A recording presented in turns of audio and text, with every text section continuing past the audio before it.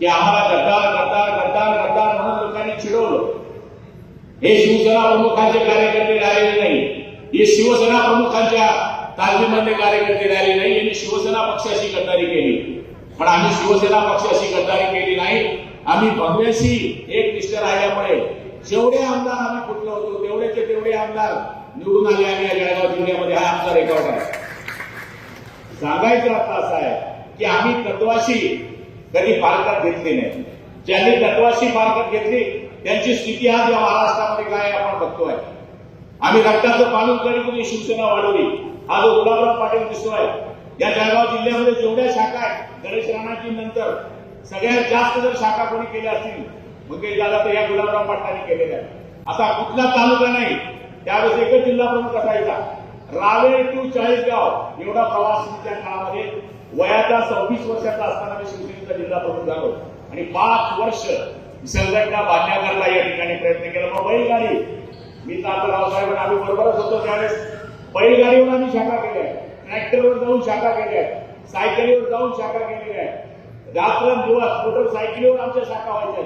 सांगायचा अर्थ असा आहे की संघटना ही अशीच काही उभी राहिली नाही. ही संघटना आम्ही रक्ताचं पाणी उभं करून उभी केली. मग जर एवढं संघटनेची ताकद होती तर ही ताकद कोणामुळे होती? तो वंदनीय शिवसेना प्रमुखांमुळे होती. शिवसेना प्रमुख ज्या गोष्टी सांगायचे त्या गोष्टी आम्ही अंमल करायचो. शिवसेना प्रमुखांचे सांगितलेले सगळे वाक्य आमच्या लक्षात आहे. शिवसेना प्रमुख म्हणाले होते की जर काँग्रेसची युती झाली तर मी माझं दुकान बंद करून टाकेल, पण मी काँग्रेसची युती करणार नाही. ज्या दिवशी आमच्या नेतृत्वाने काँग्रेसच्या पक्षाशी युती केली त्याच दिवशी आम्ही ठरवून घेतलं की आम्हाला उठाव करायचा आहे आणि तो उठाव आम्ही सुरत मार्गे गुवाहाटी जाऊन उठाव केला. आणि असा उठाव केला नाही त्या एकनाथराव शिंदे साहेबांनी 2.5 वर्ष असं काम केलं की या महाराष्ट्रामध्ये महायुतीचं सरकार 237 जागा घेऊन या ठिकाणी पुन्हा निवडून आले. आणि त्याची फलश्रुती म्हणून आज एकही लोणचं घालायला आमदार कोणत्या पार्टीचं या जिल्ह्यामध्ये शिल्लक राहिला नाही. 5 भारतीय जनता पार्टीचे आमदार आहेत, 5 शिवसेनेचे आमदार आहेत आणि 1 अजितदादा गटाचे राष्ट्रवादीचे आमदार आहेत. ही कशाची फलश्रुती आहे? आम्ही काही शोपीस आमदार नाही आहे, शोपीस मंत्री नाही आहे. जसं मंगेश दादाने सांगितलं आमचं दुकान कायम शनी शिंगणापूर सारखं उभं आहे. कधी तुम्ही सकाळी या, आमचे दरवाजे आपल्याकरता कधी उघडे असतात. कोण माणूस कोणत्या पार्टीचा आलाय, कोण कोणत्या पंथाचा आहे, कोण कोणत्या जातीचा आहे, कोण कोणत्या धर्माचा आहे याचा विचार आम्ही करत नाही. जो येतो त्याचं काम करण्याचा आम्ही प्रयत्न करत असतो. समाजसेवेबरोबर राजकारण हे शिवसेना प्रमुखांनी जे सांगितलं. शी म्हणजे शिस्तबद्ध, व म्हणजे वचनबद्ध, से म्हणजे सेवाभावी आणि ना म्हणजे ना मर्दांना तिथं स्थान नाही ती मर्दांची संघटना म्हणजे शिवसेना. हे जे शिवसेना प्रमुखांनी आम्हाला शिकवलं त्याच पीठवर आम्ही आजपर्यंत काम करत आलोय. मंत्री म्हणजे काय मी सहज मंत्री झालो असं नाही आहे. मंत्री होण्याकरता लय कष्ट करावे लागतात. मी तर निवडून येईल की नाही येईल असं सुद्धा मागच्या काळात जेव्हा मी पहिल्या वेळेस आमदार झालो तेव्हा मी 33 वर्षाचा होतो. म्हणजे मला माहितीही नव्हतं मी आमदार होईल.